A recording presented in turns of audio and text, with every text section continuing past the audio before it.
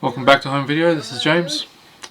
So today we're doing a movie review of Mikey and Nicky. This stars Peter Falk, John Cassavetes, and John Cassavetes, amazing American actor and director as well. Peter Falk, he was Columbo, and the two of them in this I love this film. I actually didn't even know I had this in my collection. I was just basically going through and I saw this, and I love John Cassavetes, so I thought I'd give it a go. And yeah, I was hooked from the start. I thought it was an amazing film. This film's also available on YouTube if you want to have a watch. So you can just check it out on there. I won't give any spoilers in case you do want to watch it, but I'll just tell a little bit about the film. So it stars John Cassavetes as Nicky, and he's basically paranoid because he's done a hit on a mob boss. John Cassavetes calls Mikey and says, I need help, because they've been best friends for a long time. But Nicky's also suspicious of Mikey because he's concerned that maybe he's the hitman that's out to do him in. Was that the phone? I don't know. You expecting a call? What? Nothing.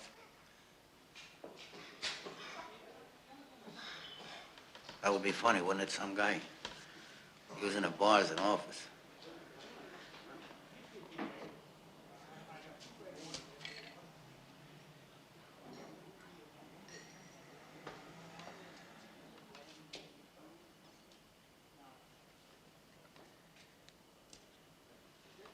I gotta get out of here.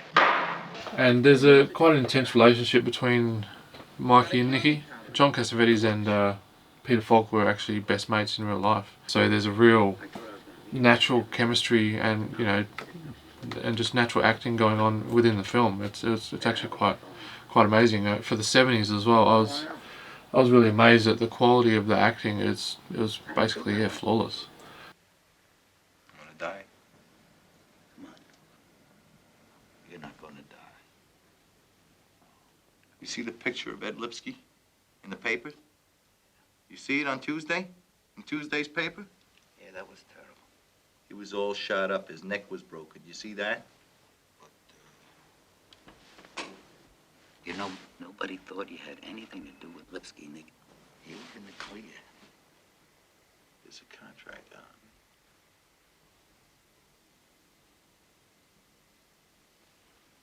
There's a contract out on Ed Lipsky and me.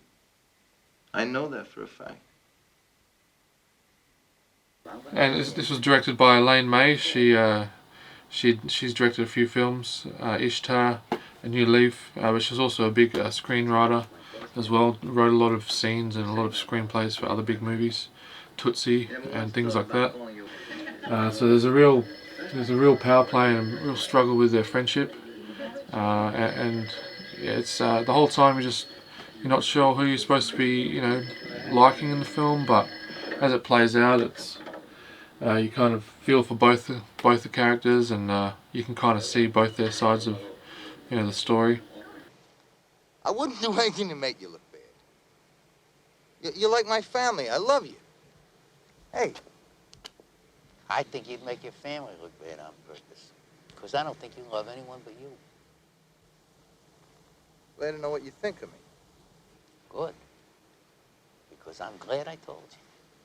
Now here's your gun. So there's an interesting story with Elaine May, the director of the film. Apparently she shot over 1.4 million feet of film for this film. It's like 3 times as much as Gone with the Wind. Apparently she just had 3 cameras going and was just filming the whole time, trying to catch spontaneous interaction between Cassavetes and Peter Falk, because she allowed a lot of improv with the screenplay, and it does show.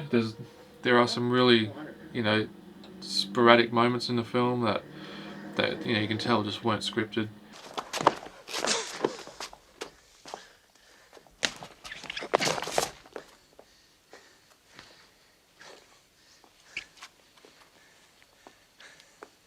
It feels humanistic and it feels real, but it's quite something to 1.4 million feet of film. that's definitely something.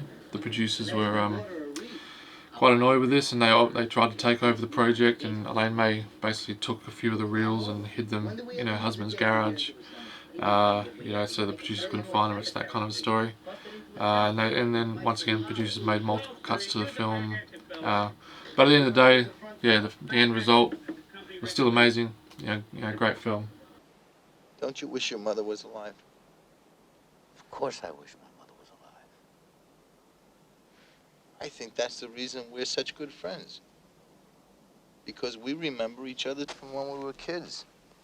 Things that happened when we were kids that no one else knows about but us. It's in our heads.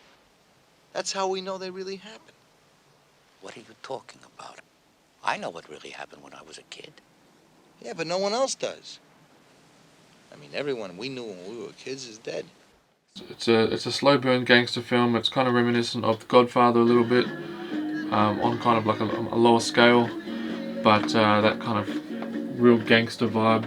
It's just one of those films where after I finished watching it, I thought about it for a few days afterwards, because it just seemed so natural and effective as well in its delivery of the story. What's the matter? Is my face dirty? You were sitting in that bar for 45 minutes. You never once thought about calling your wife. Never once thought about calling Annie. All of a sudden, you got to call Annie. I got a terrific suggestion for you, Nick. I suggest you find somebody you can trust. But in terms of gangster flicks, this is up there. I really enjoyed it.